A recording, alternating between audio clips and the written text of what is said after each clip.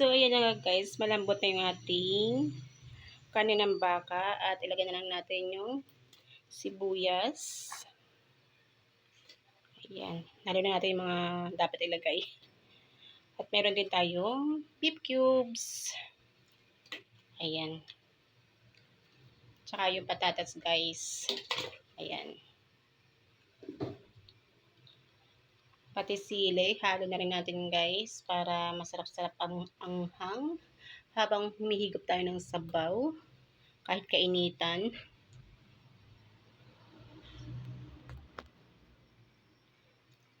At lagay na rin natin ang ating paminta guys.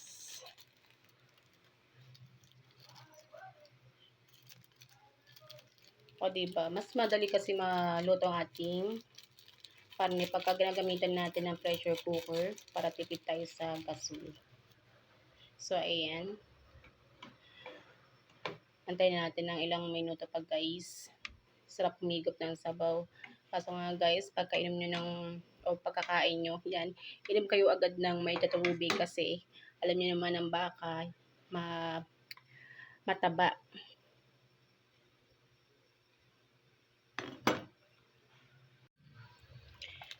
Ayan guys, ihalo na natin yung pechay kasi malambot na yung ating patatas. Ayan.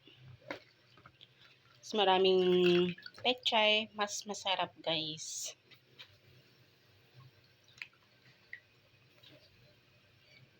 Ayan, lapit na yung maluto. So, dinamihan ko na lang guys yung sabaw kasi kaunti lang yung ating baka.